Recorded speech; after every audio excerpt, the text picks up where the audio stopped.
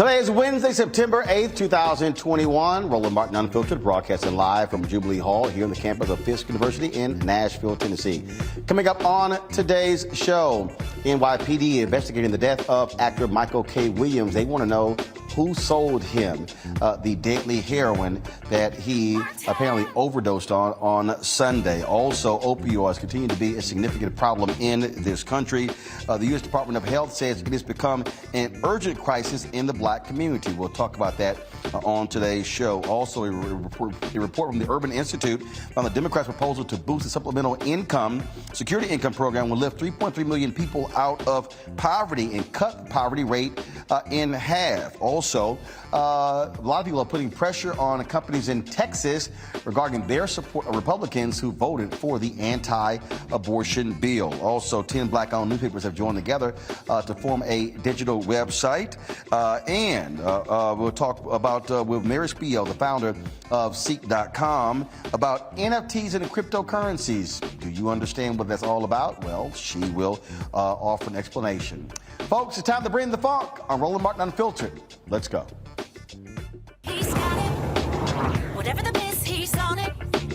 Whatever it is, he's got the scoop, the fact, the find. And when it breaks, he's right on time and it's rolling. Best believe he's knowing. Putting it down from sports to news to politics. With entertainment just for kicks, he's rolling. It's on go, roll, roll, y'all. It's Roland Martin, yeah. Rolling with Roland now. He's funk, he's fresh, he's real, the best, you know he's Roland Martin now.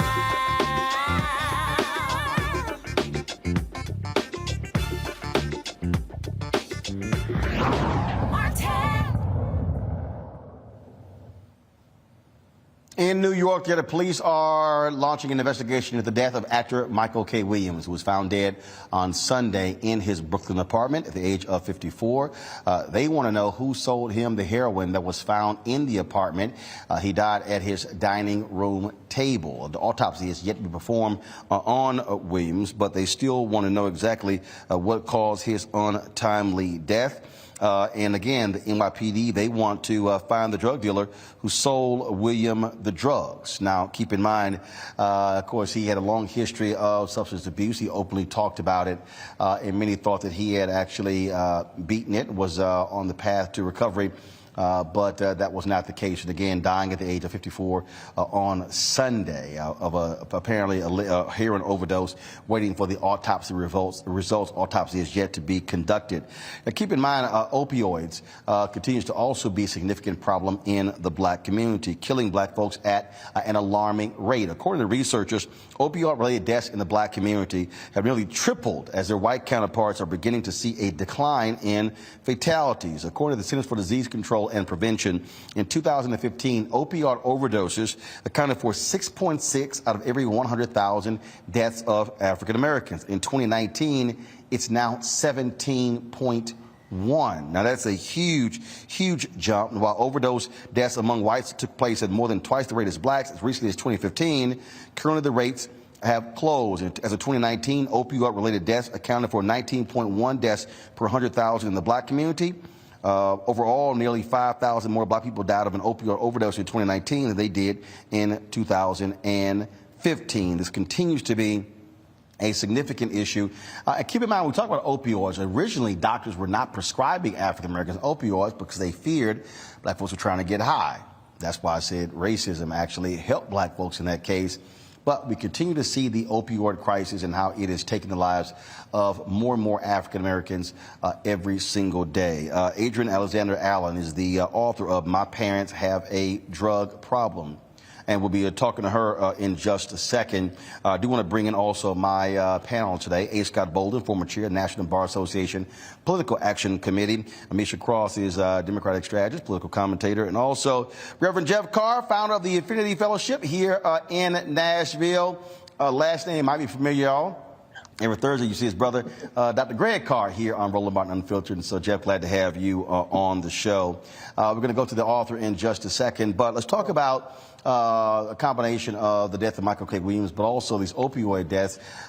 This is a significant issue, Amisha. And when you talk about, again, how you address it, initially, as I said, white folks are being prescribed opioids at a much higher rate than African Americans. Doctors were saying, white doctors were saying, oh no, black people are trying to get high. Now all of a sudden we're seeing the impact. Not only that, once people are on these opioids, now you have drugs that are laced with fentanyl, which is 100 times more potent than these opioids. And so we are seeing a significant problem. It was a major issue in the 2016 presidential campaign when all of a sudden white folks were saying, let's not throw our folks in jail, let's treat them, a far cry when crack cocaine ravaged black communities in the 1980s and 90s. You're absolutely right there, Roland. At the end of the day, we have seen such a varied response, such a disparate response when it comes to white America, particularly as it relates to opioids, because opioids were seen as the drug of white people, whereas crack cocaine was seen as the drug of black people. And we know that there are literally thousands of people that are still locked up based on addiction around crack. Meanwhile, the immediate response from the government, from a lot of those who are in power at various levels and private sector organizations, was that now we need to find treatment. We need to find prevention mechanisms. We need to make sure that we address the opioid crisis differently. And in large part, the only difference between the two of those crises was the color of the majority of people who were being affected. I think that when we talk about opioids, we also have to talk about the lead-in and how America got to where it is based on the fact that pharmaceutical companies in the 80s and 90s were basically giving out opioids as painkillers like candy to people and not really acknowledging the fact that long-term consequences of addiction were extremely known even by the pharmaceutical companies then, but they just ignored it. And many doctors knew it as well. So as you know, and as your audience probably knows, during the Derek Chauvin trial, we heard about George Floyd's issues with addictive properties related to opioids because of a previous medication he had for a back injury. What we recognize is that once individuals are off of those medications, they will find something to help them to get that same type of pain cure-all. And typically that is a street-level opioid drug. I think that we're seeing these levels increase in the African-American community because first and foremost, those drugs have become more easily accessible. But in addition to that, the tracking mechanisms around them are not as strong as the tracking mechanisms for, say, crack cocaine. What we've seen is that there has not been a heightened level of penalty or tracking of the actual drug dealers in a way that we've seen for certain other drugs. And it's devastating because the national conversation leaves black people out of the opioid crisis, even though we know by the numbers and the statistics you spoke of at the top of your question that it matters to the black community as well, and those numbers are only increasing. And I wish we pay more attention and put a spotlight on it, not just when a celebrity dies from an opioid addiction, but also when our neighbors, our brothers, our sisters, our cousins, people that we know personally and have a personal connection to are battling these crises every day. Jeff, this is important because, again, you can see the difference in the attitude here. And when I say that, you've had white folks now at these town halls who now all of a sudden have lots of compassion for people who are having drug issues who have issues with opioids. Many of them white. Same white folks did not have a lot of compassion for us. But now when we're seeing opioids exploding, now the question is, what does the black community do? How do we now target with education and the impact? Because again, this is not just affecting low to moderate income. This is affecting upper income folks as well who are losing their lives due to opioids.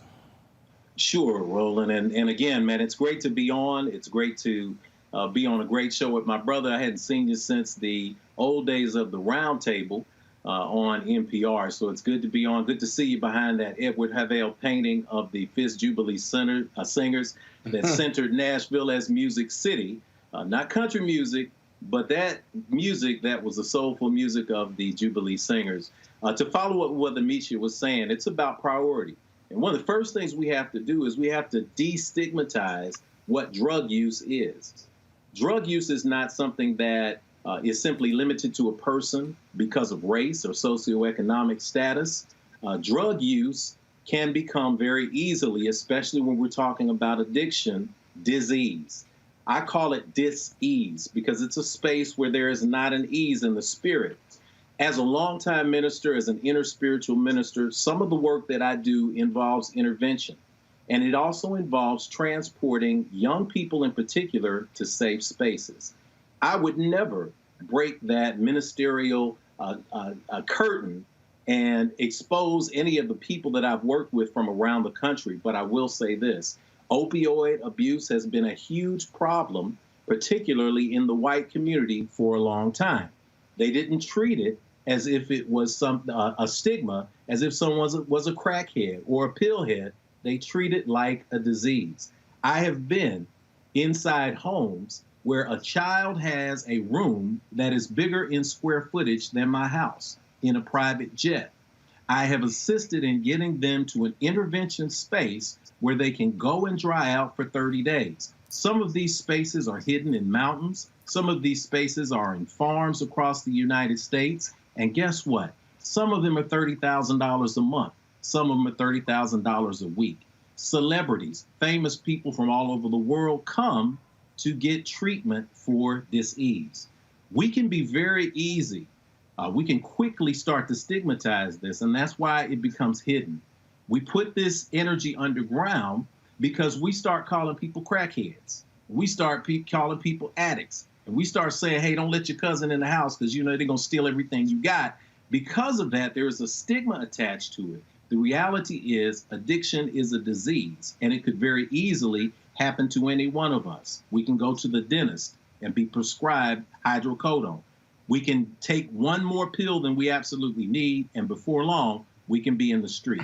The weed that many people are smoking in this day and age, they're hybrid strains of marijuana that contain up to 40% more THC than the weed that many of us were around in the 80s and 90s. So this is why we're starting to see this equalize in our community. And what we have to do is find ways to address the root causes of addiction and stop looking at it as if it is a stigma.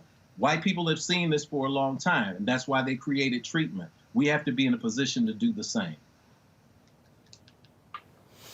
So, Scott, look, when we talk about information coming to our community, the targeting, if you will, a campaign, an initiative, I mean, that's really going to have to be at play here to now deal. I mean, those opioid numbers are staggering to go from 6.6 to 17.1 per 100,000 in just 4 years. Yeah, I agree with you, and they're keeping those numbers, and it's the numbers of African Americans who those numbers are going up. Let's be real honest. Drugs have always been part of America. There's a supply and demand, and black people and white people are part of that demand. But black people have always been overcounted and white people undercounted when it comes to the drug demand and the drug jurisdictions. I'm a former prosecutor from New York. I can tell you the courts are filled with black people and brown people. They weren't filled with white people. There's more white people in America than black people, and more white people do drugs than black people. It's just proportional. It's got to be. It's a very practical application. Not saying there's anything wrong, but I will tell you this, Roland. I was with Marion Barry when he got out of jail for smoking weed, right?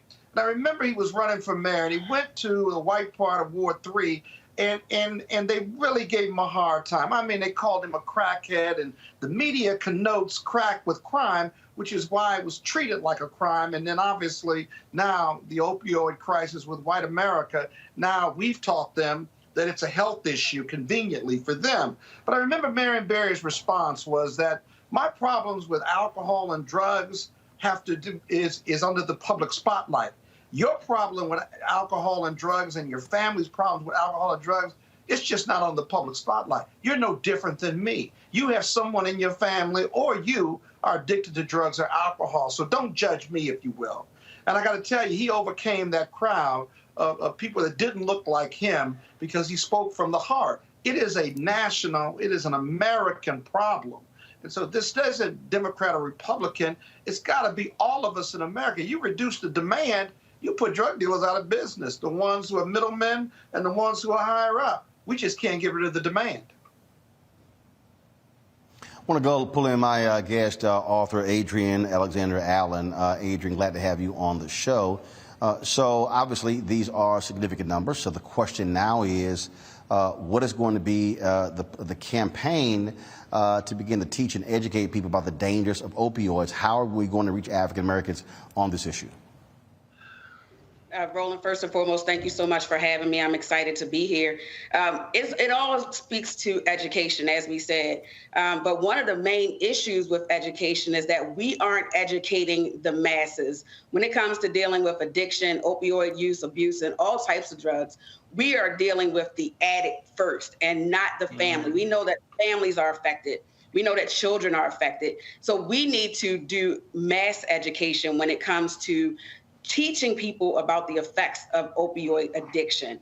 When it comes to these things, people act as if it doesn't matter, it doesn't happen. As you mentioned, they created this opioid epidemic in 2017 when in the 80s and 90s, like you said, we weren't getting that same attention with crack and everything, heroin that was affecting our communities.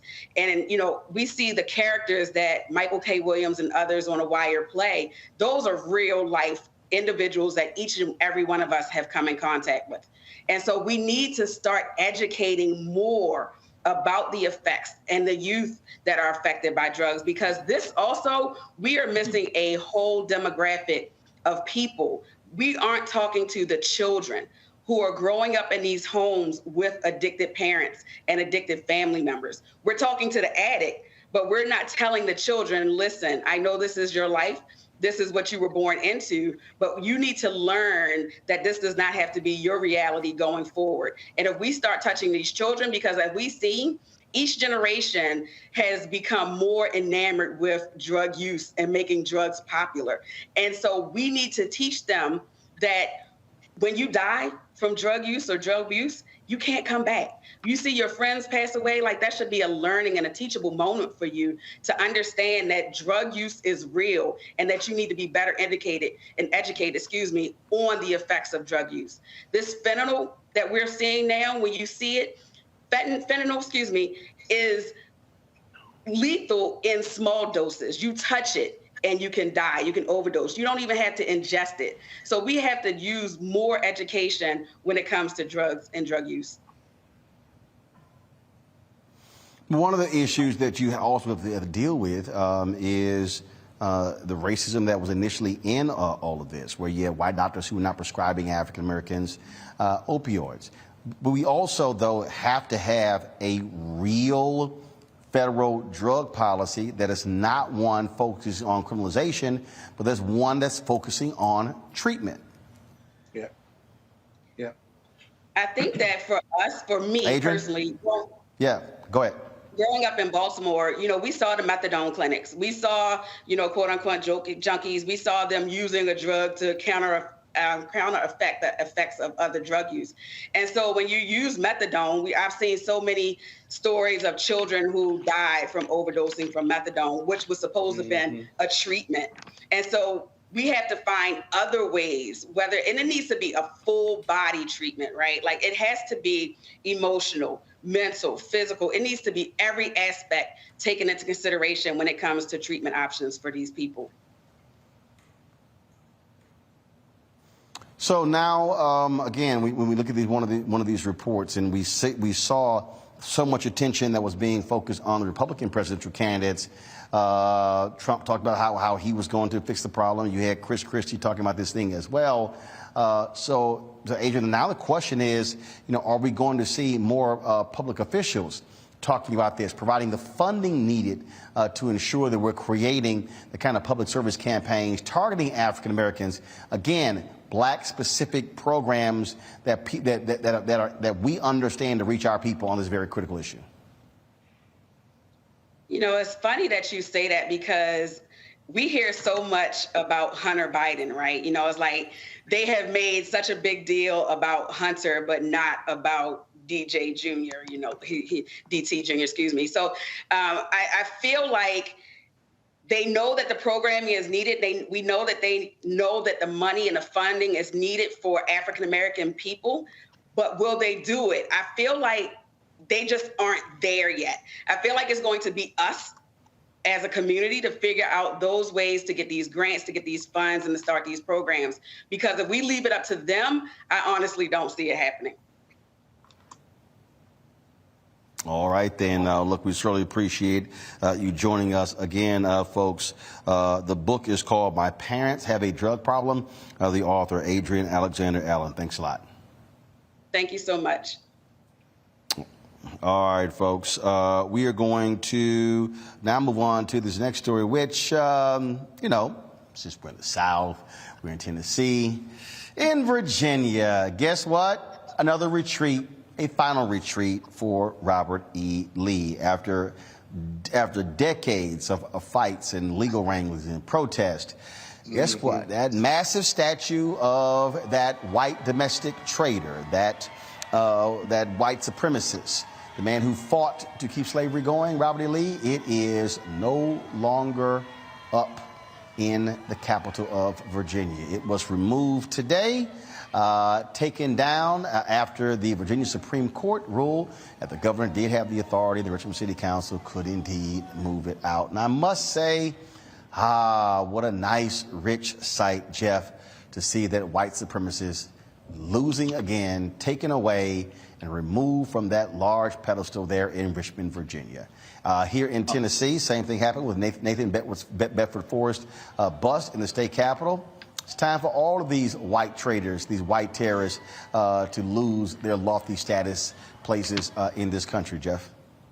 Yeah, indeed, man. I will add to the conversation, to your tribute, as we see this, the Wakanda Forever T'Challa mug salute, as that hits the ground and hopefully turns over in some space where we may never see it again. Here in Nashville, Tennessee, at the state capitol, literally just down the street from where you are at Fisk University recently, the bust of Nathan Bedford Forrest, one of the early figures in the Ku Klux Klan, one of the persons who put together the Fort Pillow massacre. We lined black soldiers up in the ground and shot them, exterminated them, took their lives. That bust of him was removed. It's been there for 30 years. It has been a symbol that white supremacists in this state have rallied around. It has been a symbol of honor and a symbol of pride. It's interesting that the governor of Virginia noted that, and I quote, "The public monuments reflect the story we choose to tell about who we are as a people." When it comes to monuments, particularly here in my home city of Nashville, Tennessee, I reflect on the bust of Nathan Bedford Forrest, and I think about all the protests that came about as a result of this bust. And I find myself in the middle, because with that bust, it was very clear that the last 25 years of Republican gerrymandering and creating a state that, while it is really a moderate state, is now in an electoral space overwhelmingly red. Nashville is an island of blue. Memphis is an island of blue in a state that is now controlled overwhelmingly by the Republicans. That bust was a symbol of white supremacy. It was rallied around. What concerns me now, though, is that with all of the celebrations around the monuments coming down, are we also not making sure that we focus on getting policy in place? When we look at the bust of Nathan Bedford Forrest and all of the protests and all of the arrests that took place, the policies have not changed, not yet. What policies do we now have in Nashville, Tennessee, and the state of Tennessee since the protests began? Well, now it's illegal to camp on the state grounds where the legislature is. And if you camp there, you can be arrested. You can get a felony that can then strip you of the right to vote. Now, since the protests have been taking place, we passed, or can I say they've passed, legislation that makes open carry without a permit law. We've also passed a policy that now makes it so that if someone is protesting and walking in the street and you hit them, you will not be charged with murder. So the bust has disappeared. We now have the outward symbol that is no longer here, and yet the policies have dug in deeper. I think with these celebrations, it's time for us to now move into a space where we focus on the statues coming down as a result of the policies being significantly changed. Even in Nashville, we celebrate that he has moved the bust, but the bust didn't go away here. I don't know what they're going to do with the statue there in Virginia, but here in Nashville, the bust has moved from the state capitol where it had about 100,000 visitors a year, to the new State Museum in a special new exhibit where it has over 220,000 visitors a year. That puts it in perspective for us. So policy first, then the symbols coming down as a representation of success in policy. That's the ideal that I think we should be working toward. I'll tell you what, Amisha, it has been quite hilarious to watch all these people whining and crying, leaving these voicemails, how, oh, this is unfair, they're taking our white history. Look, we know you have folks who have these white supremacist feelings, oh, but this is not the case. Bottom line is, every single Confederate monument that is up in this country, whether it is a statue, a bust, a painting, a plaque, all must come down. Fine, stick them in museums, but there should be no places of honor or glory for any of these white domestic terrorists. Absolutely agreed. I think that, well, first and foremost, we are the only country that erects, symbolizes, and gets excited, at least our white America does, about these symbols of terror, these symbols of basically trying to dismantle our democracy, these symbols of trying to rip the nation in two. In other nations, what we see is when that type of behavior happens, you take those things down. There is no importance, there's no viability, there is no structure around continuing to hoist and in admiration these types of figures. And I agree with what Dr. Carr, number two, actually, I don't know whether you're number two or number one, but what Dr. Carr said a minute ago, because I do think that we have to, before jumping the gun and getting too excited, jubilant, and dancing in the streets, recognize that even though these monuments are coming down, and it's been a long time coming, the attitudes, the policies, the structures around them that have inherently created a hotbed for structural racism to continue to not only supplant but grow across this country are very much alive and well. If we take down Nathan Bedford Forrest, if we take down Robert E. Lee, if we take down every single one of these across the country, we're still seeing these very strategic, very aligned and hateful policies that still keep Black people behind. So on the one hand, I'm excited as well that we're seeing these ignorant things that have been erected for years finally come down. But on the other, I'm also really frustrated and agitated that Black people continue to be treated as second-class citizens, and we're watching time after time more and more laws and policies get passed, particularly at the state level, that thwart the progress of Black people across this country. So I think that this comes at a somewhat of a bittersweet tone, because it seems like the more these statues come down, the greater push we see of angry white people who are honestly getting their way when it comes to telling Black people what they have for generations. Get back, stay Black, know your place. And let's be clear, Scott, there's only one party that is full-throated defending these white Confederate symbols, these white domestic terrorist symbols, the Republican Party. Well, that's true. They're nothing but racists and Republicans in the GOP, and then there's Donald Trump. But, Roland, the next phase of all of this, because I agree with your colleagues, and I've said this before, is that America is going to continue to have the race question and continue to have the race issue permeate its society, negative for Black people, not so negative for white people, until we have a race reconciliation dialogue about slavery. We've moved on from slavery. We moved on from the civil rights movement and Jim Crow, but had no resolution with our white brothers and sisters about it. They don't want to talk about it anymore. And many Black people are afraid to engage in that discussion because they're embarrassed. But we've got to have those discussions, because otherwise we just keep putting a Band-Aid on it, and it's really not going away. Even when we become the majority in this country in 2043 or 2045, the race issue will still be a problem. That's what the big GOP fight and white people believing their white history is being taken from them. This issue of white privilege that they did not earn, but they believe by racial reckoning they're losing something by giving up their white privilege. This needs to be resolved, and we're only going to resolve it through race reconciliation discussions with all of us in this country. You have to be fearless about it. These are difficult discussions, but our leadership in this country, Black, white, Democrat, Republican, are terrified of having it. But it's the only thing, at least the first big step, to race reconciliation and resolution in this country. But we don't have the courage to have it, so we will continue to struggle with it. All right, folks, got to go to a break. When we come back, more of Roland Martin Unfiltered, broadcasting live here from Jubilee Hall, the campus of Fisk University in Nashville, Tennessee. We'll be right back. I believe that people our age have lost the ability to focus the discipline on the art of organizing. The challenges, there's so many of them and they're complex, and we need to be moving to address them. But I'm able to say, watch out, Tiffany, I know this road. That is so freaking dope.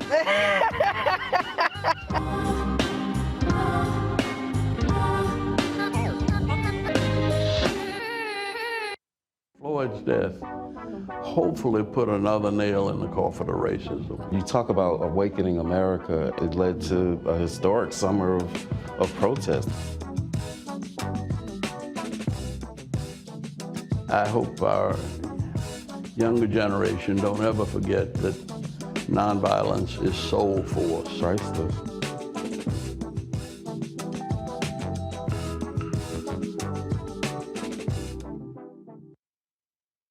I'm Chrisette Michelle. Hi, I'm Chaley Rose, and you're watching Roland Martin Unfiltered.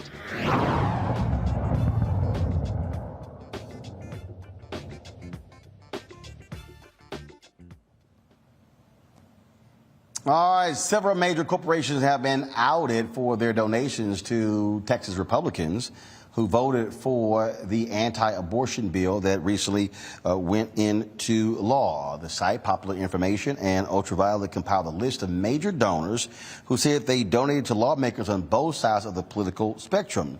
The monies are not a sign of support for particular bills.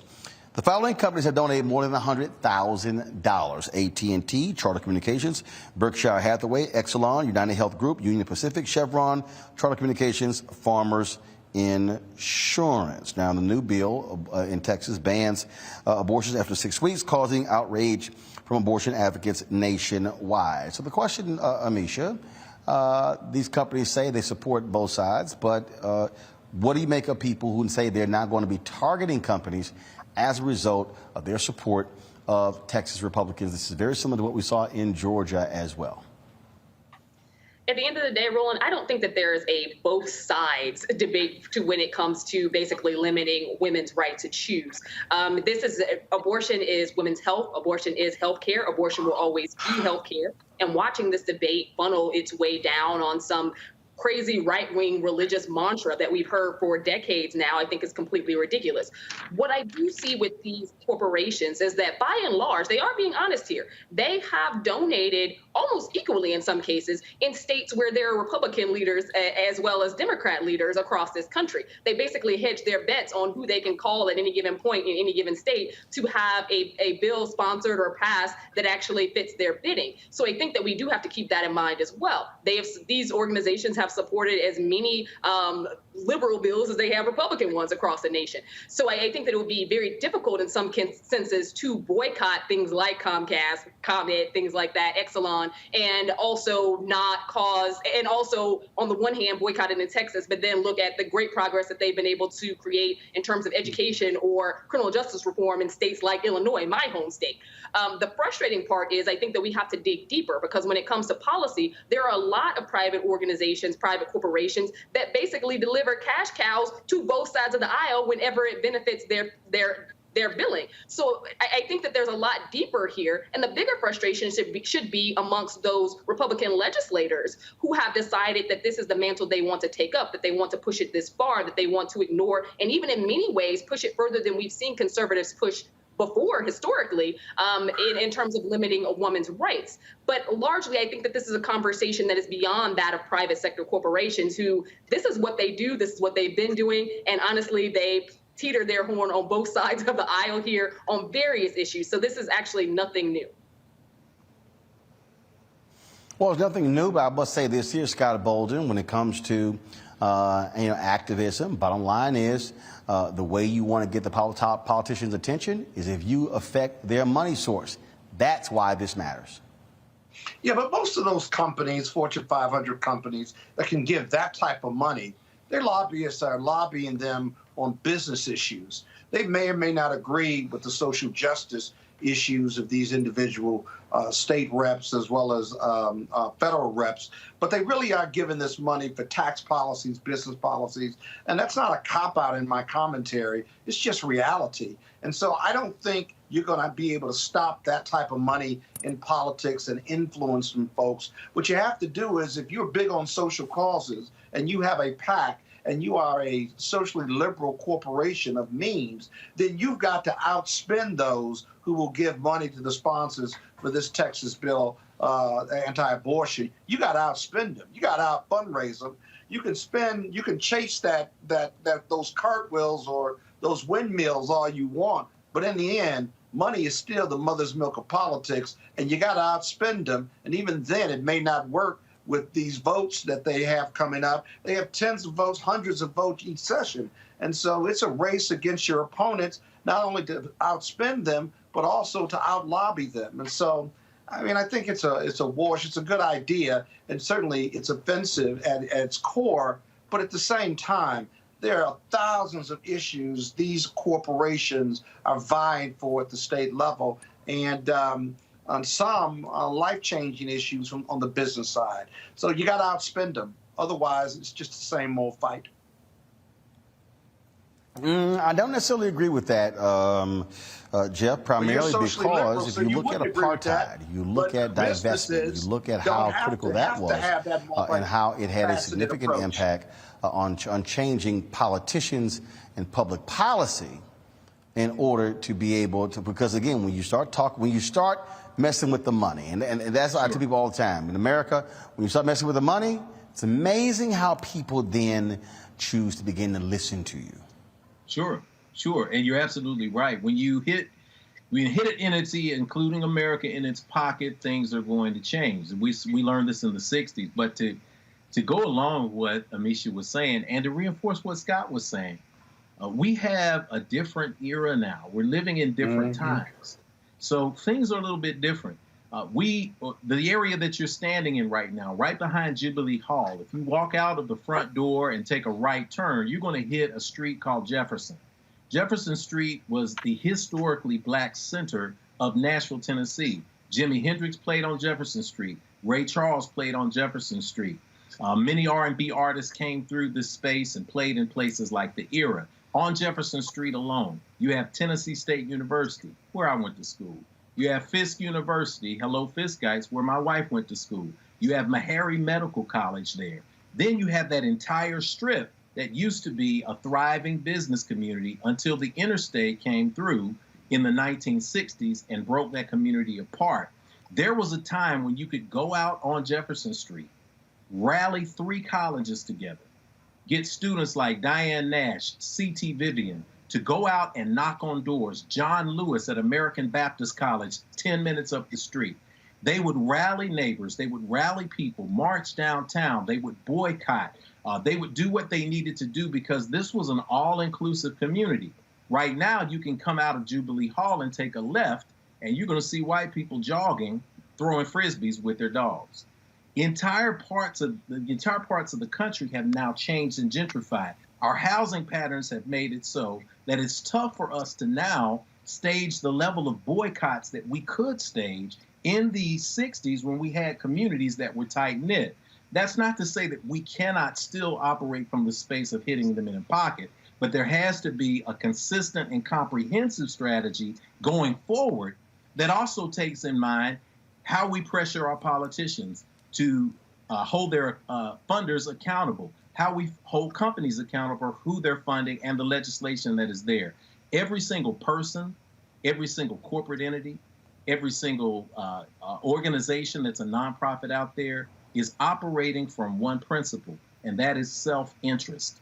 So they are funding politicians who are going to advance their self-interest. If we can find a way to bring our self-interest to the table and focus on cutting off the money on that end, that's a smart strategy, and you're absolutely right there. But there are people who will say, you know what, I'm tired of AT&T. I saw that they just gave $291,000 to this cause in Texas. I'm going to change my service. I'm going to switch over to Cricket in Tennessee.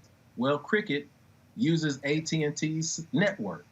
I'm going to change my health care from United Healthcare.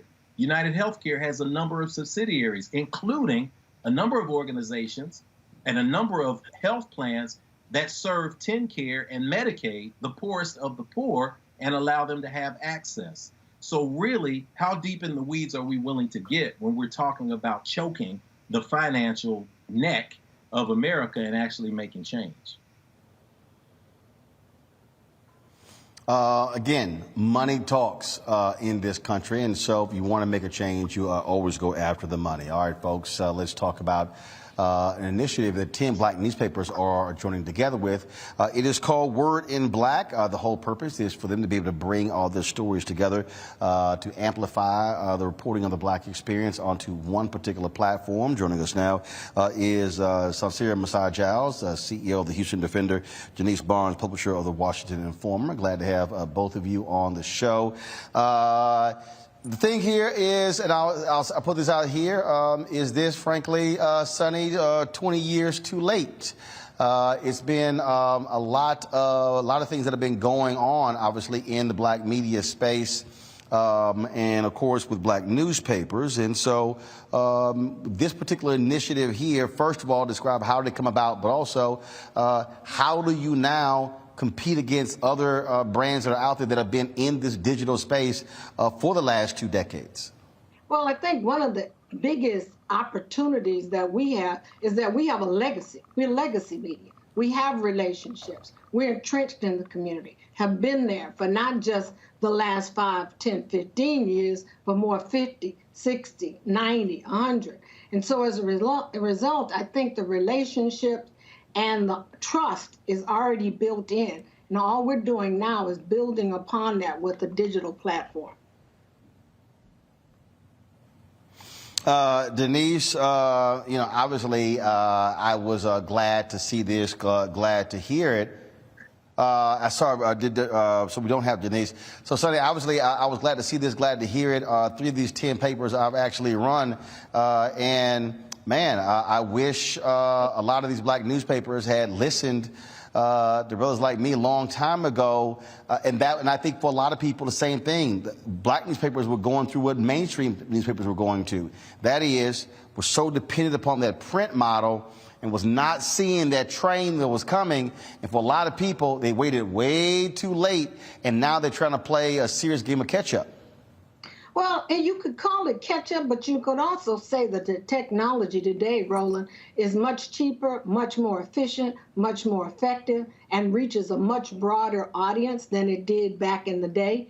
At that time, I think it would have been nice for us to have jumped on the train, but I think to a certain degree it could have been premature. Because with social media's introduction into the digital world, it's changed the landscape. And then you have all these different new platforms that are also creating new opportunities to access different parts of our community. One of the things that I have heard for the longest from so many people is, oh, we can't afford this, it's too much, it's too difficult. But the reality is, I think what COVID did was, frankly, COVID forced a lot of people to stop making excuses. I was having a conversation today with the president of Fisk University. We were talking about how there were a lot of HBCUs that were against online education. Well, guess what? COVID hit. They had no choice but to deal with the online because that's the only way they could actually continue teaching. Black churches, same thing. A lot of black churches, they didn't want to hear about having church online. Well, guess what? They now had to deal with it. And so have you also seen this take place where other black papers now have to understand you got no choice. You're not black newspapers. You are black media companies. You gotta be digital. Necessity demands intervention and sometimes innovation. And I think what has happened, as you said, not just to the newspaper industry or to the media industry, but to industries across the board who have now transitioned, who have sped up. I mean, I felt as though when COVID hit, I went into warp speed to make the transition. We were already in line to make the transition, but the speed and the demand to make it enhanced tremendously. And so as a result, once we made that crossover, the opportunities to make new revenues, to access new customers, all opened up, not to mention the opportunities to also secure grant monies and other types of revenue, like reader revenue and different components that contributed to our bottom line. So this particular initiative here, talk about the local news organization, the nonprofit that actually that helped provide some of the resources to make this happen.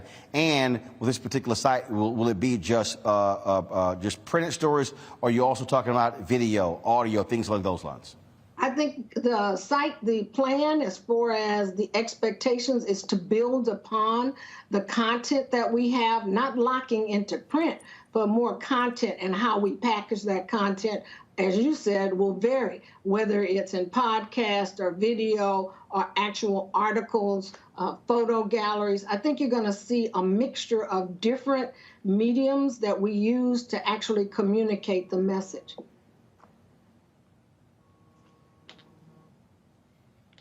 Let's see, got questions from our panelists. First off, Amisha, what is your question for Saucere Messiah Giles of the Houston Defender? Absolutely. First of all, thanks for being here. We obviously know the importance of Black media and the segmentation that has happened across the board. Being a Chicagoan, I watched with sadness as Jet basically fell because of the lack of integration into the social media space and into the digital space. To what ends has the work that you've done or looking towards the future actually helped to move some of these very, legacy-based Black media into this new era and, created an audience for them in particular, because a lot are still, kind of struggling in terms of how to envelope themselves in the digital media space? I think the uniqueness of the 10 publishers is that these are very progressive publishers who have had a business acumen, who are mostly in major urban areas, and have joined forces to create this collective that is going to not only help us be able to tap into resources and cut some costs, but at the same time be able to be more of a force, because there is more resonance or more power in the collective than it is individually. We're also joined by, first of all, my next question is going to go to Jeff, but I also want to bring in to this conversation here Denise Barnes, who's the publisher of the Washington Informer.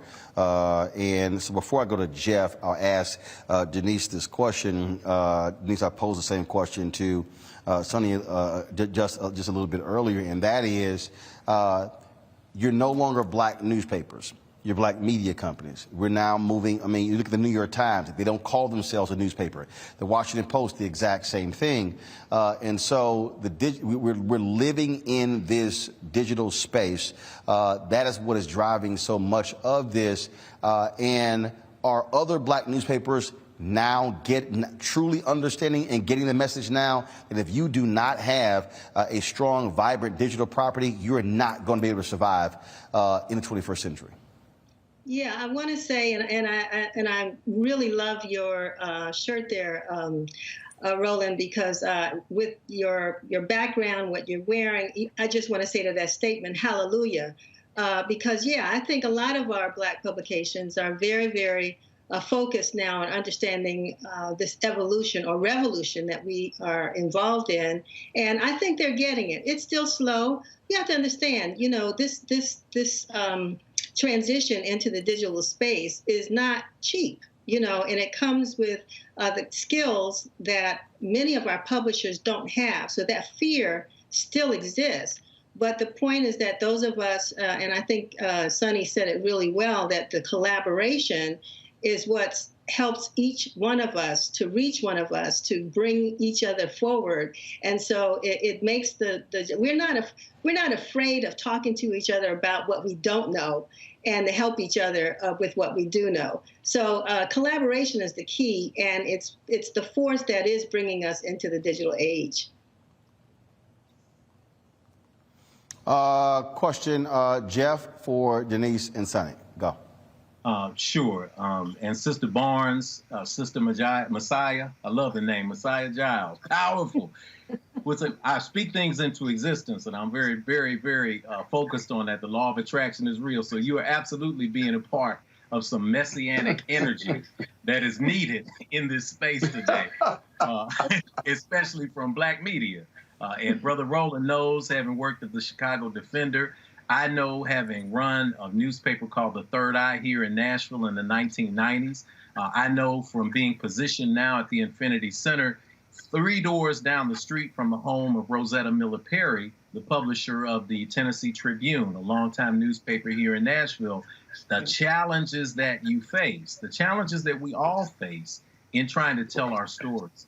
One of the biggest challenges that puts us in this kind of difficult conversation, and that is, how do you pay for it? How do you make sure that you can have the life that major mainstream media organizations have when you're in a space where you have to pay for digital content, you have to pay for writers, you ideally want to pay salaries for good people who go out there, and many times you have to lean on mainstream companies to provide those resources. How do you deal with that going forward, balancing out needing financial support and wanting to get to a place where we can truly be independent? Denise, you want to take that, or you want me to go ahead and start? I'll start off because I think Sonny said it. We have looked at different revenue streams. We have always been supported on dependent upon ad dollars. And I don't want to say that we aren't still dependent upon ad dollars. Ad revenue is what makes the car run. But at the same time, we have also found that there are other sources of revenue out there that help us, and that revenue sometimes comes in the form of grants, which allow us to hire and pay for staff in specialized areas that we, heretofore hadn't been able to afford. And then also reader revenue. I mean, now we don't have to be a nonprofit organization per se in our individual publications for people who once subscribed to a newspaper in print to continue to subscribe to us on a digital platform. And every person that gives $1, $2, it's up to you how much you want to give, to support Black journalism.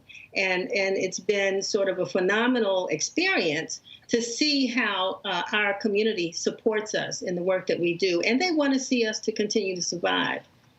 I really think, Jeff, to your question, though, the business model of today's media has changed tremendously from now looking at, as Denise said, reader revenue, events, grants, philanthropic support of journalism, newsletters. You have a gamut of different products now that bring in revenue that no longer are dependent upon that print ad. And so as a result, that has opened the doors of opportunity for generating revenue for Black media today. Next question goes to Scott Bolden. Scott? Let me just say hello to my NMPA colleagues. Congratulations on the Black Word. My question is, this is an awesome platform and a way to get around not only the cost, but the mindset of so many of our community-based, Black-based newspapers. Do you see other similar partnerships coming together with other Black community-based newspapers, or even the 10 papers in the Black Word expanding, if you will, if this model is really the answer that both of you all talked about in your comments earlier?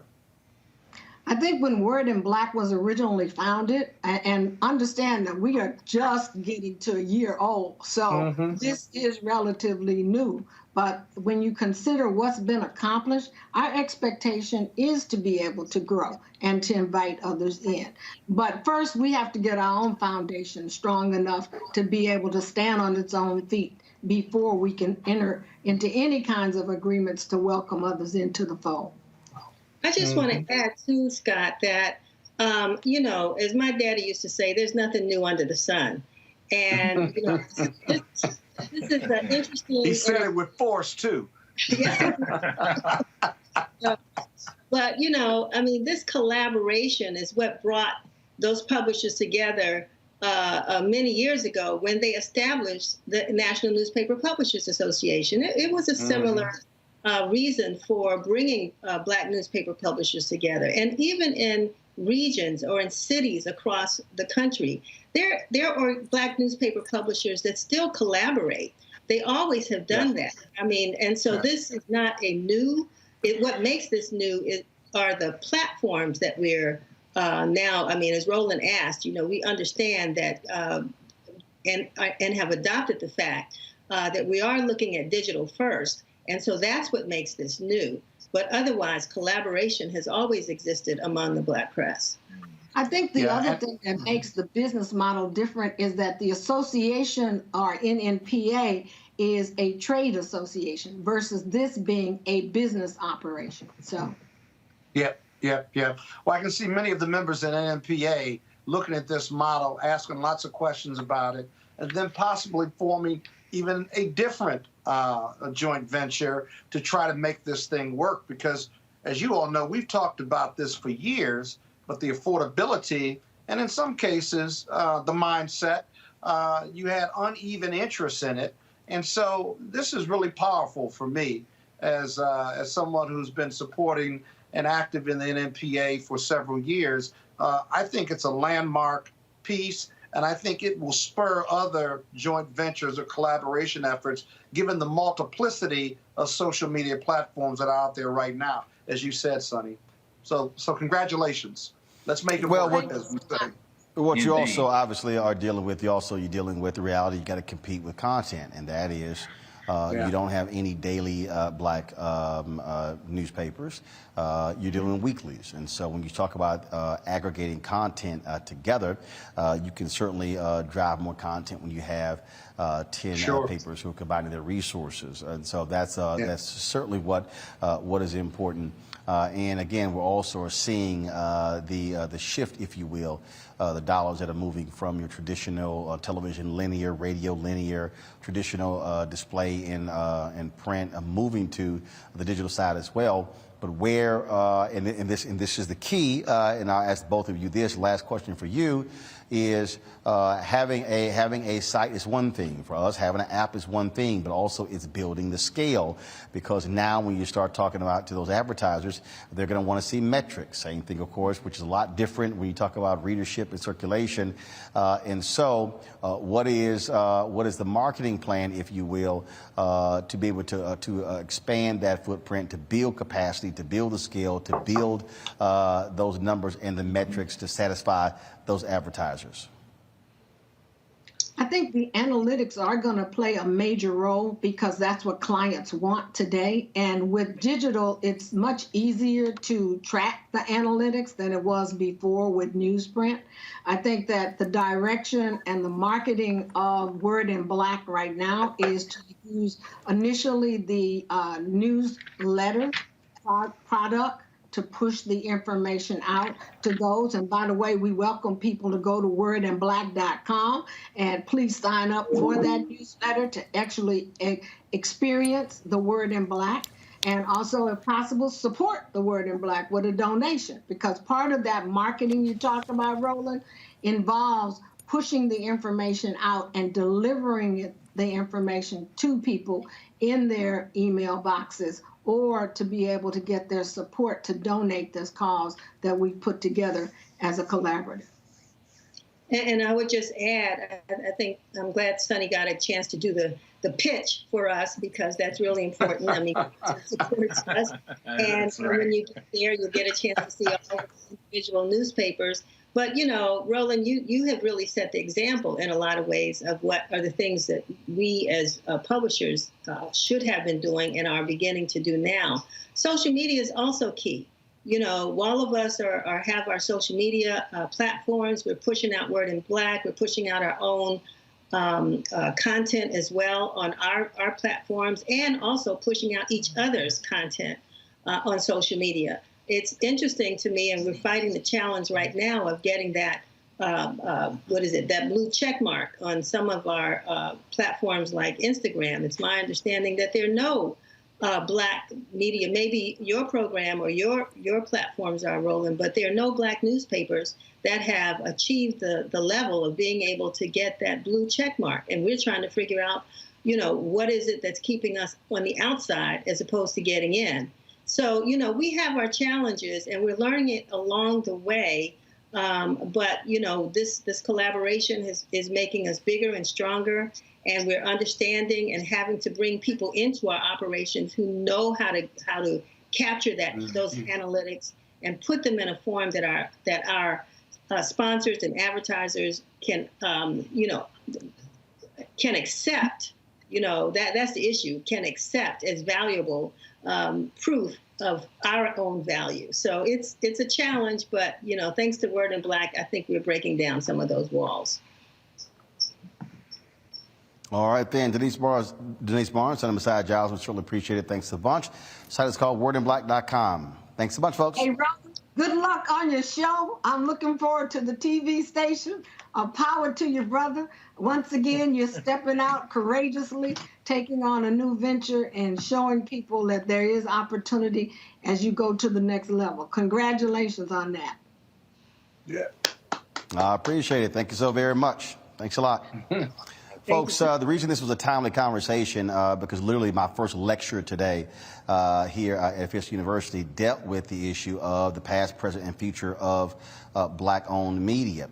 And the thing that I said is that we are moving towards a serious issue, if you will, Jeff, Amisha, and Scott, because what you're seeing is you are seeing people who've always understood the power and the importance of Black folks with Black targeted media. Of course, you talk about BET, Viacom, CBS. You talk about, of course, with iHeartRadio launching Black Information Network. When you look at these other sites, Refinery 29 was purchased by Vice.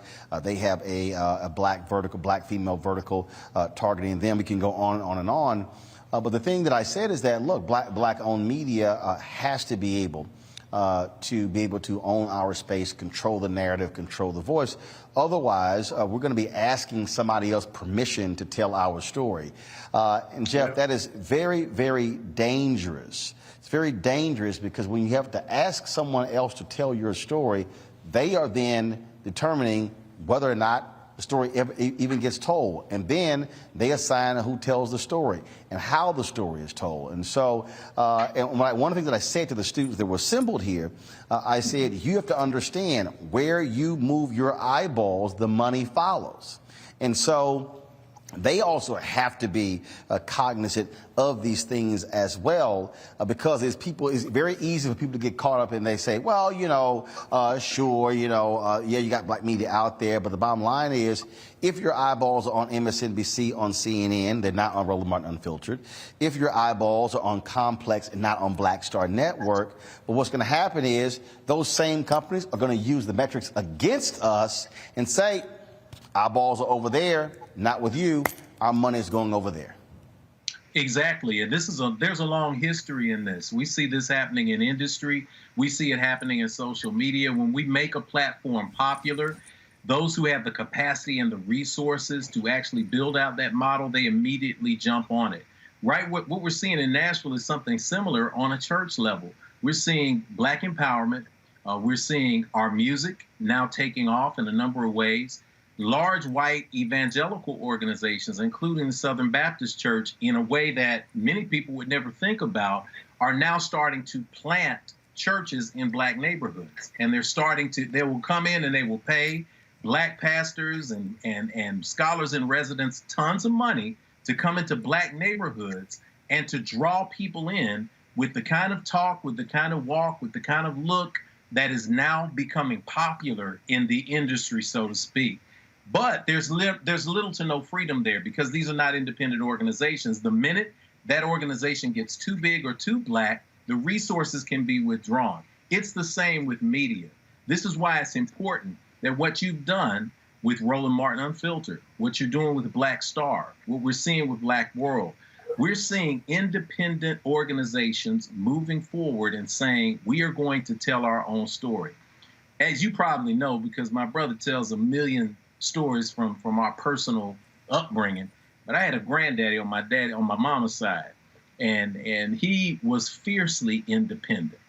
And I don't know if city folk know what a lighter is, but a lighter is the middle of a pine tree, and it's got all the sap in it, and it's something they use for kindling. Well, my grandfather, who worked for the railroad when he was 13 years old, was told when he was a grown man that he had to move his entire family from his land in Alabama. He said, no, I'm not going to do that because I am independent. They said, we'll take your job from you. He said, I will shoe horses. I will fix engines if I need to. I will fix wagons and grow my own food.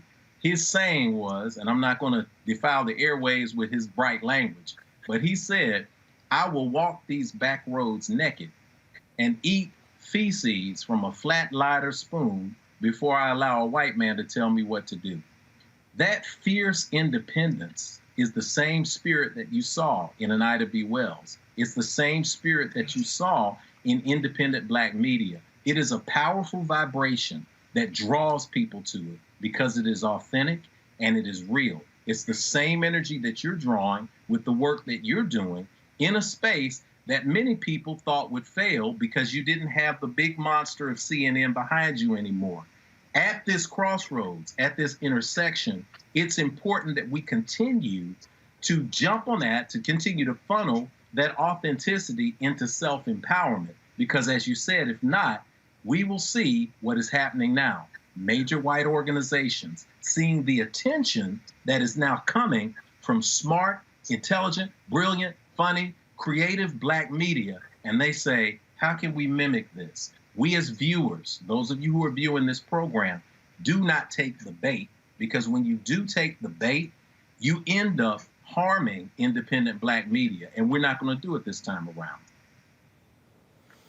And that's why, again, it is a state of consciousness, Amisha, and a mindfulness. You look at the app Clubhouse, debuted last year, zoomed to about a $4 billion valuation. Black folks made that possible. Yet Isaac Hayes III has launched an app called Fanbase, which actually allows for content creators to actually get paid from their fans. And it has been steadily building, but it's not blowing up that way. Do they have audio rooms, same as Clubhouse? Yep. Can you post photos and videos like Instagram? Yep. Black owned. Yet what happens is we have a fundamental problem, and when I say a state of mind, it's a fundamental problem because whether people want to admit it or not, there's a problem with white validation in the minds of Black people. There's a problem when you have Black folks who have this belief, well, oh, you know what, that's not the same quality, so therefore it's different. Well, guess what? There were early bugs in Twitter and Facebook. Like any other app, those things happen. And so I have long said that there has to be a massive reprogramming of Black America when it comes to understanding why our media matters and why our voices matter. Because if we don't, we will be in a situation, and we're seeing it right now. We're seeing it right now. You saw it in New York, where you had these Black radio stations that were owned by Percy Sutton's company. Then he dies, family loses control of these stations. They sell it, boom, they flip the formats to a sports talk radio. And Black people are like, oh my God, what'd you do to our station? No, it's not our station, because they now own them. That's exactly. Right. I think that part of this is a mesmerization that Black people often have with things that are not owned by us, sometimes a confusion because it says Black in the title, or they may have some Black programming, that the assumption is that, well, Black people basically designed this from the ground up and this is the fruits of that labor. When in many cases, we see a lot of white-owned media organizations putting Black faces on their white material. And we know that the stories are told from a different lens. We know that the clearance to even tell certain stories goes through various levers that change how that story is actually even viewed by our audiences. With that being said, I think that for individuals like you, Roland, who have been talking about this for such a long time, and kudos to you for doing it, even during your time at CNN and working with other media, you have always been someone who's been on the forefront when it comes to Black-owned media and ensuring that your voice was heard there and that you were elevating them in that sense, and also talking about your own personal start. I think that oftentimes when we see Black people who have taken off at places like MSN, like CNN, like our ABCs, NBCs, and what have you, even if they got started in local Black media or Black media specifically in some of our major cities, the minute that they get signed to a large cable news outlet, they forget all about this Black media that actually helped to create them and make them who they are. I think that at this point, the understanding has to be that there are so many creators in our community who are really driving the conversation when it comes to news, when it comes to politics, when it comes to social entrepreneurship and engagement. And a lot of those stories are literally being swiped by some of our major media, and we're seeing it on a regular basis. It's not just with those kids who are creating TikTok dances and then seeing it repurposed by white folks. We're also seeing a lot of Black media be repurposed by white organizations.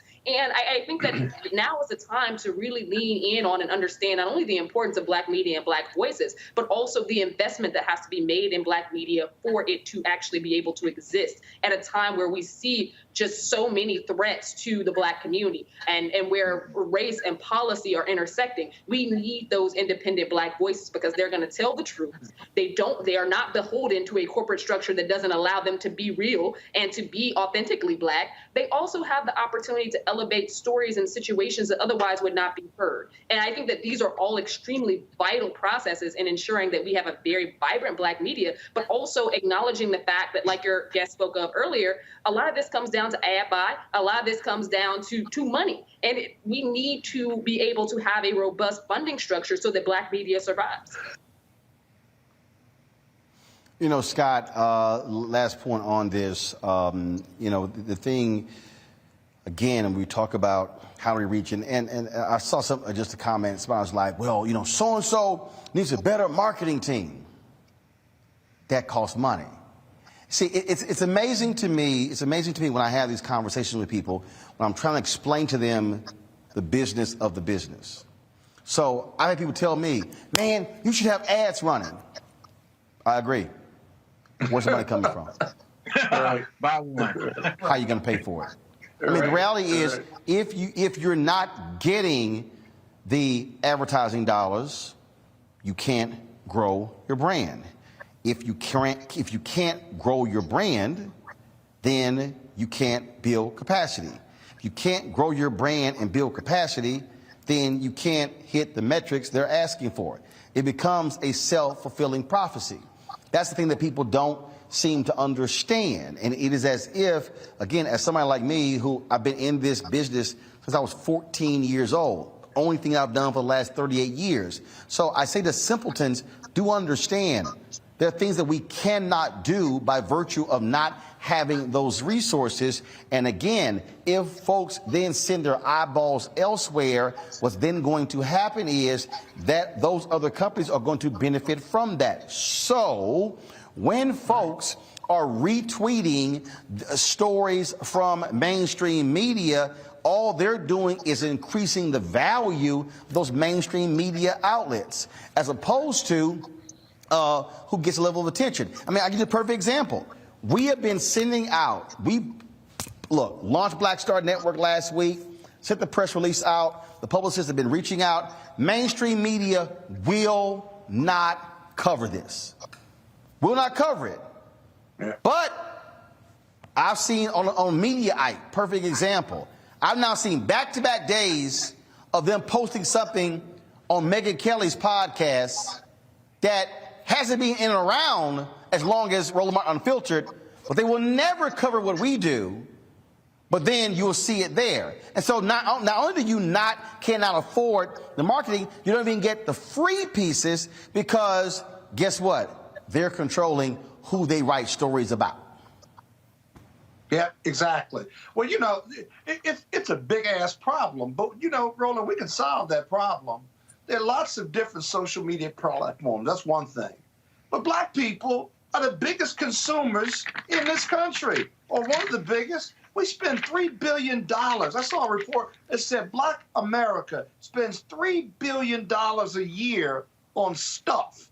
They're consumers. They're not even saving, right? You put a portion of that $3 billion towards Black Star. You put a portion of that $3 billion in supporting Roland Martin Unfiltered. Now you got the revenue, right? Because what happens otherwise is that the majority companies, they let us, the black media companies, compete for crumbs then, right? Look at the government. Government spends about 5% on black media, and they have $1 billion budget. You talk about it all the time. You want to compete for crumbs, but you want to give the majority media companies the marketing contract for coronavirus, and they throw a couple dollars at black media, and now you got black people who don't want to get vaccinated because you don't have an outreach program, one that you put together that they rejected. And so now you have the black community suffering and going through all of these stories about not trusting the source and what have you. And then you only got 50% of America vaccinated. It has ramifications beyond just support black media. But again, $3 billion. We don't have a black news program on cable or on any of the networks. And our Hispanic brothers and sisters I think have 3 networks that they have morning news programs on. And so the juxtaposition is rooted in hypocrisy, right? We got $3 billion, but we don't invest in ourselves. You got people calling you and texting you and doing social media to you about, well, you ain't got no real show, because you ain't on the network or you ain't on cable, but you're a trailblazer in social media and this digital platform, which is really, to be honest with you, the next big thing. It's the big thing now, and you're going to see more of these programs coming your way. And so black people got to be educated, but they got to be committed to their communities and committed to black people, because nobody's going to save us but us for us. And that's not changing, whether it's 2021 or 1970. And just we got to be enlightened and see the picture and see the journey and see the pathway, don't we? Our people as a collective have got to see it and say, we can do this. We don't have to rely on majority white media. We don't have to rely on anybody that doesn't look like us if we got $3 billion to spend. It's a bottom line proposition, and it never stops being that. Absolutely, folks. If you want to support what we do here, Roland Martin Unfiltered, please join our Bring the Funk fan club, where every dollar you give goes to support this show. You can do so via Cash App, $RM Unfiltered, PayPal.me/R Martin Unfiltered, Venmo.com/RM Unfiltered, and then of course Zelle is Roland@RolandSMartin.com, Roland@RolandMartinUnfiltered.com, and even though these other media reporters have ignored this, you can also download our app, Black Star Network. We are available on Apple phones, Android phones, but also Apple TV, Amazon Fire Stick, Roku, Samsung, Xbox as well. Folks, all those particular platforms we'll be announcing in the coming weeks, additional shows that we're going to have on the network as well. You can see my exclusive interview with civil rights attorney Fred Gray, of course, who was the lawyer for Rosa Parks, Claudia Colvin, Dr. King, and so many others. And so here's a piece, folks. You're not going to be able to see that interview. I'm purposely not streaming it on YouTube or Facebook or Twitter or Instagram. You can only see that interview on Black Star Network. I've heard people talk about why Claudia Colvin, why she did not, her story did not become the major story. Instead, it was Rosa Parks. Well, Fred Gray explains that. He was the attorney for Claudia as well as Rosa Parks. So download Black Star Network, again, all those different platforms. And so we've had thousands so far. Our target goal, folks, by December 1st, we want to have 50,000 downloads. And so let's hit that goal. Y'all are watching this show. You've got people watching us on YouTube right now. You can watch the show on Black Star Network as well. And so, again, we've got some other great things that are coming, some other exclusive content.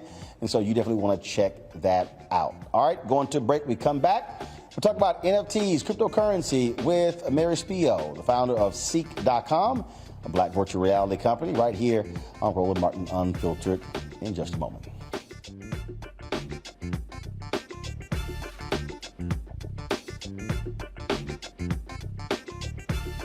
White supremacy ain't just about hurting black folk. Right. You got to deal with it. It's injustice. It's wrong.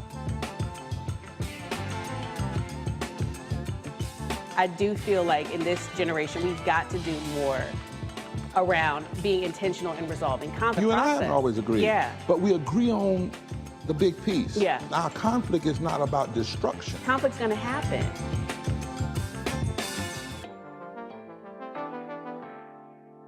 Ortill's murder. We saw struggle for civil rights as something grown-ups did. I feel that the generations before us have offered a lot of instruction. Organizing is really one of the only things that gives me the sanity and makes me feel purposeful. When Emmett Till was murdered, yeah, that's what attracted our attention.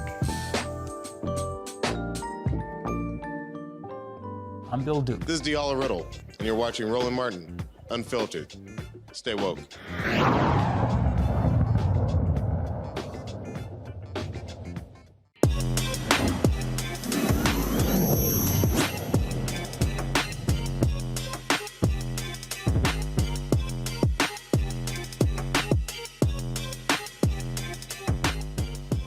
All right, folks, Tech Talk segment sponsored by CEEK.com, virtual reality company founded by Mary Spio.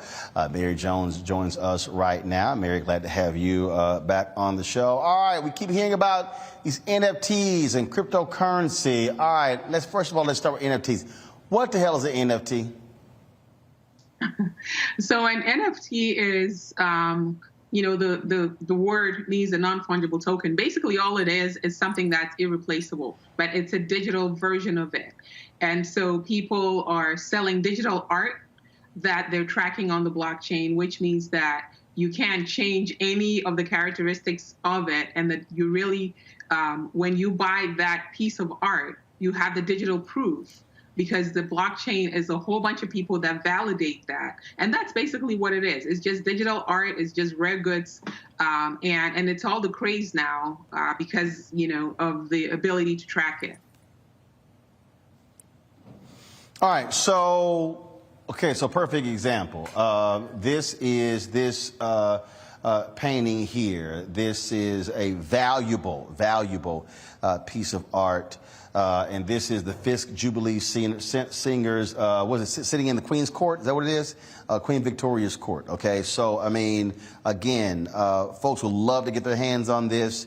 And so how would this work for an NFT? So how would that actually work? So the way they're doing physical art now, like some people would take a picture of the physical art, they'll put it online, and then they'll burn the only copy that they have of the real thing.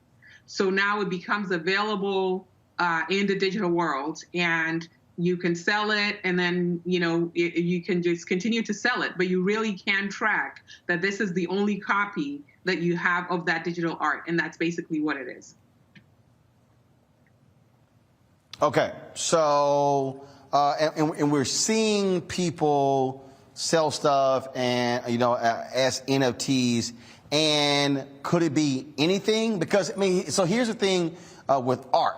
So we actually buy art. So this is an art piece, and then it's framed and things along those lines. And so how do you know it's the only digital item? How do you know that? So if you have that particular version and you put it on an NFT platform, which we have our own NFT platform that's coming with a lot of artists, musicians that are going to put their stuff on there. So when you put it on there, the blockchain is controlled not by one person. That's why they say it's decentralized. So you've got a ton of people that are actually verifying in a digital ledger that this is the only copy. So in order to verify it, all these unrelated computers, all these independent computers have to verify that that's the only piece of, that's the original piece. So if somebody else puts something out there and tells you that that's that piece, they're not going to be able to get all those different computers that are out there on the blockchain to verify it. So that it's not the real one. Okay, so, all right, so, those are NFTs. All right, now, let's talk about cryptocurrencies. I've got people hitting me up saying, Roland, you should be accepting crypto for your Bring the Funk fan club. Why? Real money is real money, okay? People who give to this show, I can take that money and go buy that camera, that monitor, those lights, pay for airline tickets, hotel room, Why in the hell should I be accepting cryptocurrency for the Breen and Funk fan club, Roland Martin Unfiltered, or Black Star Network? So basically, some people will be able to pay you cash, but some people also are sitting on a lot of cryptocurrencies. So for example, everybody knows about Bitcoin. There are people that bought Bitcoin when it was 10 cents, and today is, over $40,000 per coin. There is Ethereum. There are people who bought it when it was 10 cents. So you may have people in your audience that have either Bitcoin or some kind of token, maybe they even have a CEEK coin, that they'll be able to contribute to you. And you can very easily convert that to cash whenever you want to. But the advantage of the cryptocurrency is the fact that it has a stored value. So maybe when you receive it, it was 10 cents, but today it might be $40,000 or, $60,000, as in the case of, things like Bitcoin. All right, so I know we got questions from my panel. I want to start with Amisha first. Amisha, what are your questions for Mary Spiel about NFTs or cryptocurrency? Absolutely. So before this show, honestly, Roland and you, ma'am, I didn't know what an NFT was. But for cryptocurrency specifically, we're seeing more millennials as well as the next generation beyond millennials really jump on crypto, specifically with, the offshoot like Dogecoin and things like that. And it shows really no signs of stopping. What do you think is attracting particularly younger investors to it? And what would you say about the conversation that now is leading that anybody can basically be an investor, and that's how we're seeing this new wave of cryptocurrency really take off amongst populations that, generally speaking, didn't really have too much of a voice when it came to finance, specifically Wall Street level finance? I think the reason why we're seeing a lot of millennials and younger, people buy cryptocurrencies is because in their lifetime, they're seeing what can happen. So, for example, there's some people that bought Bitcoin or bought Dogecoin or even CEEK. We have our own token. Some people that have purchased some of these cryptocurrencies, and what's happened is they wake up and overnight, they go to sleep maybe with $9,000 in there, and they wake up and it's, $1 million, or they wake up and it's some ridiculous number. So they have seen it for themselves. They have friends that have experienced it. And so they're believers in it, and they have full control of their money as well. It's kind of like email, and it's the currency that we're going to see with the Web 3.0, which is what's coming. So, for example, before with emails, if you wanted to send a letter, you had to write a physical letter, take it to the post office. It's the same. Now, if you want to withdraw your money, you have to go to the bank or use an ATM or a credit card. But with cryptocurrencies, you can just instantly withdraw it and you can send it back and forth the same way that you send emails.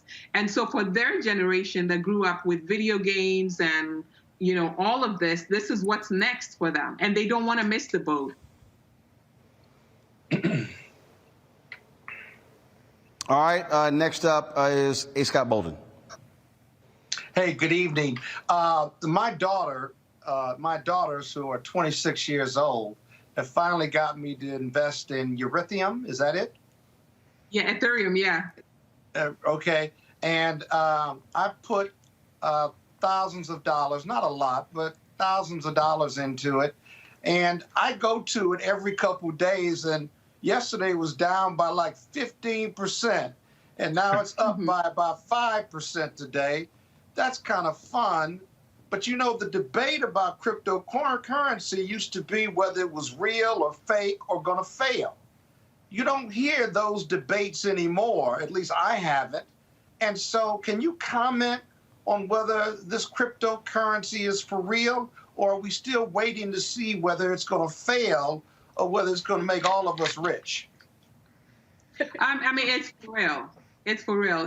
A country like Ecuador just announced that they're going to base Bitcoin as their legal tender. And then also there are some applications or some coins that have a real value in the real world. So those are things that are, for example, with the CEEK coin, we use that to track every single time there is a viewership on, in the metaverse. There's a viewership, whether it's on our app or on other different apps. So for stuff like that, where you've got people demanding that they know when their content is being consumed, that's a coin that people have to use in order to distribute content. Ethereum is the same way. Yeah, but, you have contracts. Got you. But But what's backing up Ethereum or crypto coins? What's backing it up? The American dollar isn't backed up by gold, of course, but it's backed up by the belief in the dollar bill that it won't fail because it's the currency of the United States of America. What's backing up crypto coins or Ethereum? So what's backing, for example, Ethereum is the people. The people, because people are using it. They're using it, for smart contracts. So with smart contracts, for example, if I say to you, we're going to, have an agreement where for every single time that, let's say every single time that you stream a piece of content, I'm going to pay you 1 CEEK. In the past, we would have to get an attorney to draft an agreement. But with a smart contract, what happens is I tie your wallet to the technology, and then whenever the stream happens, automatically that money gets deposited. And the foundation for that smart contract is Ethereum. And everybody is using smart contract now. It's like the new internet. So the fact that so many people are using it, and every time it gets used, people have to verify it. So there's money exchanging hands, and there's a cost that goes into it. So that's really the use of the technology. The utility is what's driving it, and it's what's most widely, adopted now for the Web 3.0. Will it ever be regulated? Jeff? They're trying to. I think there's a lot of effort, to regulate cryptocurrencies, but because it's a utility, it's sort of like email, right? It's like saying that, in order for you to use email, you have to pay this or you have to pay that. But that's basically what it is. It's the foundation of the next generation of the web. So there are some aspects that will be regulated, but there are other aspects that, because it's just a utility, you can't really regulate, because it's a technology. So it sounds as it. All right, Jeff, your question for Mayor Spiel. Sure, absolutely. Salute to you, sister, for making this accessible to everybody. I am a father, may have mentioned, of 5. My wife and I have 5 children. I'm from the hip-hop generation, original hip-hop generation. I think I get classified as Generation X. I've got a 26-year-old who is classified in that millennial space. And then my 19, 15, 12, and 10-year-olds are either in Gen Z or whatever comes after Gen Z. And one of the things that I've learned is that you have to give way to innovation. Just like in the past, we had a belief, as Brother Scott outlined, we had a belief in the power of the dollar. It sounds as if the belief in the cryptocurrency space is a belief in the blockchain and the trust of the people to be consistent and to make those decisions. Let me ask you 2 quick questions on that, because I want us to understand, as people in that hip-hop generation, Gen X, who need to make the change. We've already made the change here. We're in the digital space speaking to webcams. 10 years ago, you could have told us that, and we said, nah, we're not going to do that kind of thing. But we are doing it. Change is inevitable. When you talk about the decentralization, I think about a site like Rotten Tomatoes, and I think about people who had ill intent when Black Panther came out, Wakanda Forever, of course. When it came out, they deliberately went to Rotten Tomatoes and gave it poor ratings so that it would not be 100% rated well. Is there room in the crypto space, when we're talking about the blockchain, for people to affirm the value of, say, that piece of art? Is there room for people with ill intent to devalue it as well? A lot of what's happening now, and that's a very good point. A lot of what's happening now is what's called a proof of stake, which means, so there are instances where in order for you to vote, you have to put your money against that. So let's say you purchase some coins, and every single time you cast a vote with the coin. So unless you're really, really, really determined to spend a bunch of money to really push down that art or to push down that technology, it becomes, much, much more difficult. And because so many people at the early stages are buying all these different coins that are the foundation for things like voting on, who likes the movie and who doesn't. So let's say, your daughter has the Rotten Tomatoes token. She's going to be the one that will be able to vote, and other people that have that Rotten Tomato. So it's not just going to be someone that's just sitting there clicking the button over and over and over because they have nothing, to stake on it, which is why a lot of people have more faith in using the blockchain for things such as voting. Awesome. Now that makes a lot of sense. So finally, when we talk about the process of conversion to cash in real terms, in real simple or easy terms, because we hear, well, if you need a camera, you need a monitor, you need a switcher, you need a high-speed internet, you can convert the Bitcoin to cash. What's the process of conversion to cash? Do you need a point of sale, a person who can accept Bitcoin? How do you say, I've got tons of Bitcoin, how do I actually cash that out in American dollars?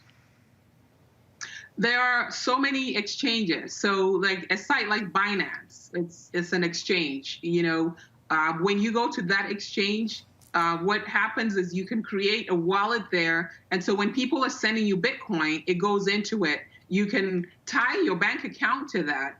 And what happens is anytime you want to move it from being a cryptocurrency to cash, you just click a button and it moves from here to there and your money is in your hands. It's that simple. So you just sign up for an exchange. Coinbase is another one. And some of these, exchanges today are buying real banks. Some of these banks that have been around for hundred of years, because of the amount of money that's moving through these exchanges, a lot of them are, just running circles around the traditional banks. Sounds like something we all need to get ahead of and we need to be a part of, because it seems as if the technology is becoming a great equalizer in this space. It is. All right, folks. Mary, for folks more information, where can they reach you? CEEK.com, and they can definitely, reach me on CEEK.com. I'm on Instagram, I'm on LinkedIn, and, CEEK.com for sure. And make sure they pick up the headphone while they're there. Yep, folks, of course, you can get the headphones there as well as the virtual reality headset. Just use the promo code RMVIP21, RMVIP21, where a portion of that comes back to Roland Martin Unfiltered. Well, of course, we believe in supporting black-owned businesses, and then there's reciprocity there as well. Mary, we appreciate it. Thanks a lot. Thank you. Thank you so much. All right. Folks, one of the reasons why this conversation is important is because I think we have to expand the knowledge base and horizons of our people. We can't just talk every single day about cops who kill black folks, talk about voting rights, things along those lines, because African Americans, we are a well-rounded people. We do many things. We're in business and technology and environment and on all those different things. And so that's one of the reasons why we have our Tech Talk segment. That's why we have our Marketplace segment, which airs on Tuesday, Education Matters, which airs on Fridays, our Fit, Live, Win segment, which airs on Monday as well. All of those things are important because they truly represent African Americans, who we are as a people. And so that's why we want you to support what we do. And as I said, you can join our Bring the Funk fan club. Our goal, of course, is to get folks to give an average of $50 each. That's $4.19 a month, 13 cents a day. You can support us in a variety of ways. Of course, Cash App, $RM Unfiltered. PayPal is R Martin Unfiltered. Venmo is RM Unfiltered. Zelle is Roland at RolandSMartin.com. Roland at RolandMartinUnfiltered.com. If you go to the app, download the app, Black Star Network, you can actually also join the fan club right there on the app as well. And so we launched the app on Saturday, the 3rd anniversary of this show. And so we certainly want to thank all of you. I get the alerts every time one of y'all download the app. And so trust me, it's been going off a lot during the show. And the thing here is this here, and it's pretty interesting. Jeff, Scott, and Amisha, Amisha, I'll start with you. We reached out, as I said earlier, we reached out to every single one of these media outlets, even the sites that cover media. And it's amazing how they won't do anything on any of the things that we've done, the success that we've had in our first 3 years, launch a Black Star Network, and I had people hit me up and like, oh my God, it has to be frustrating. I'm like, no, that's just the reality of being black. And so this is why, as we talked about with the black newspapers, what they're doing, this is why we as African Americans have to have far more respect for our own platforms that are trying to inform us and enlighten us than what we're doing, because we cannot count on somebody else being there for us. We got to be able to do it for ourselves. And that's why having these type of segments, because guess what?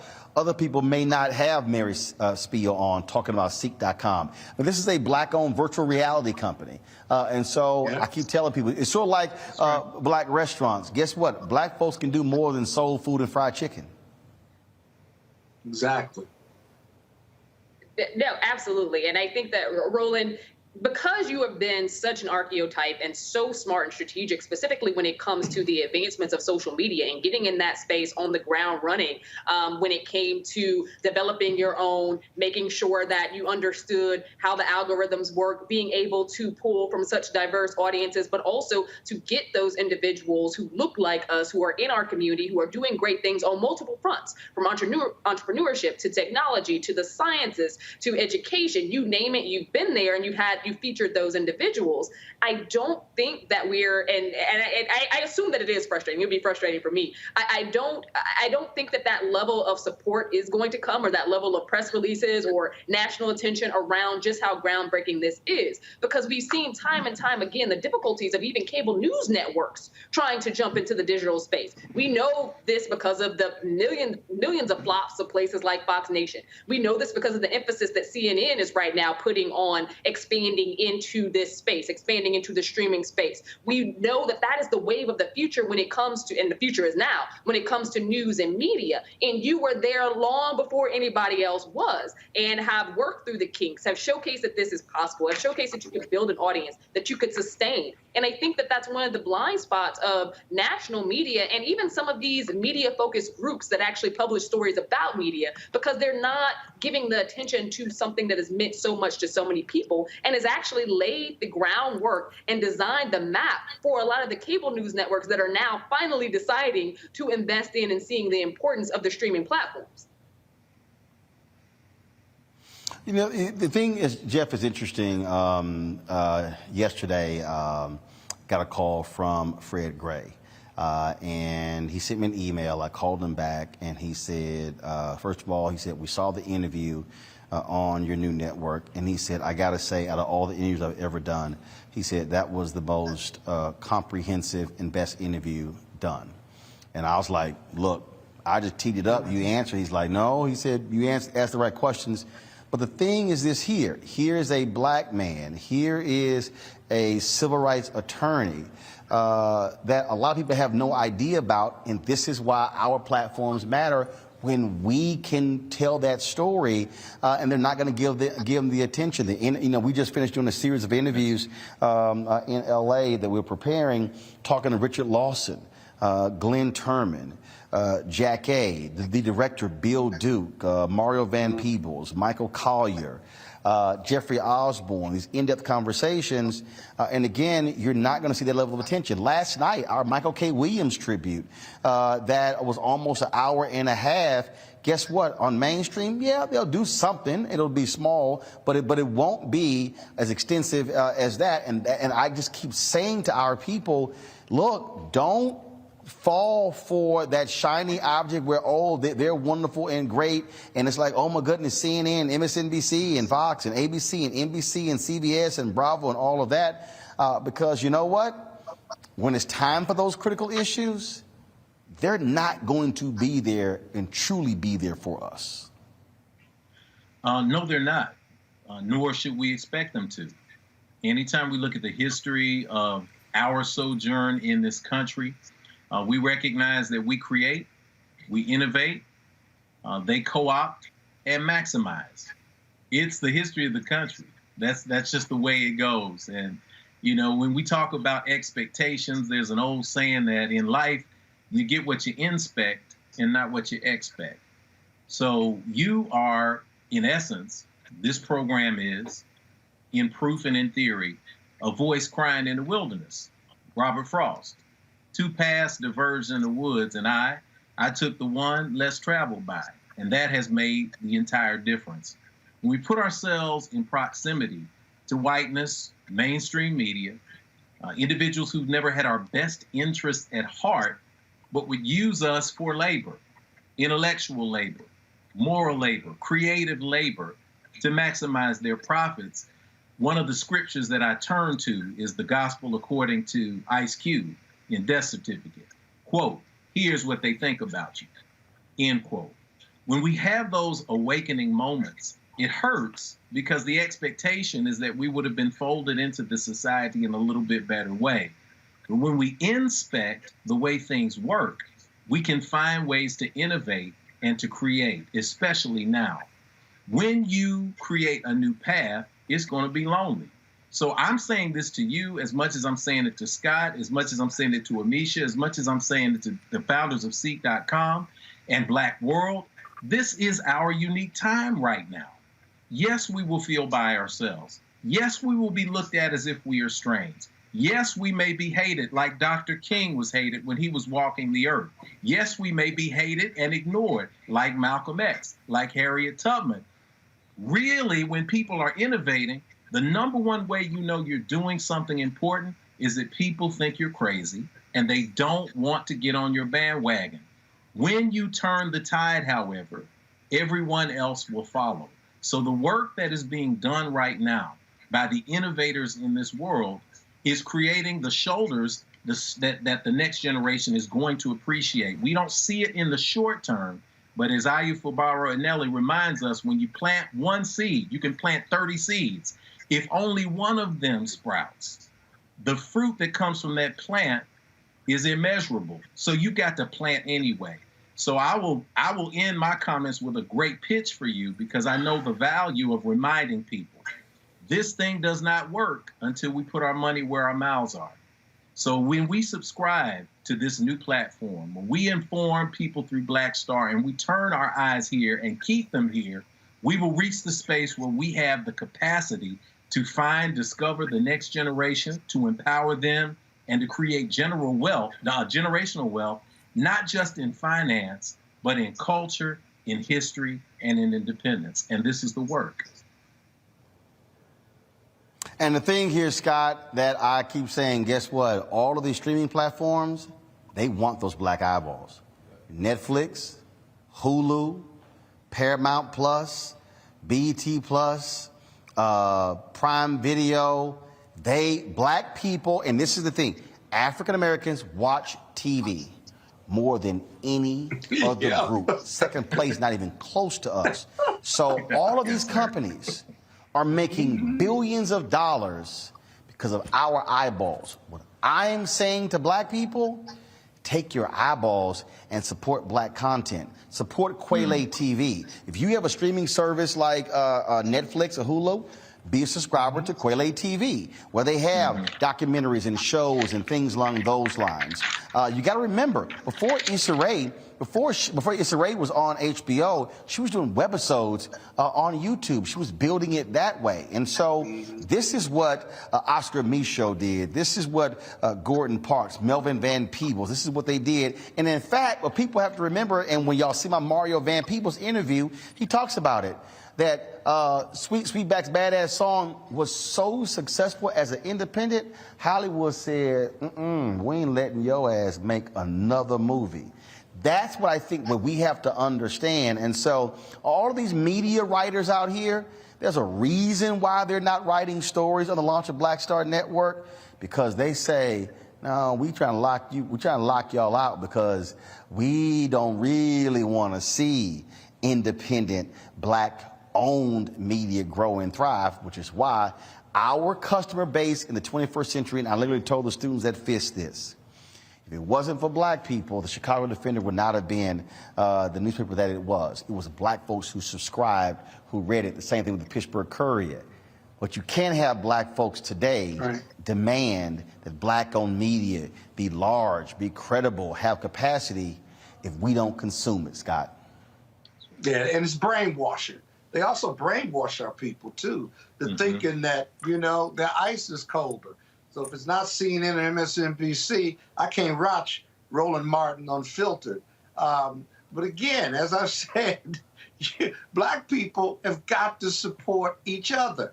That $3 billion could go to you and every other Black media company and Black newspapers and empower them.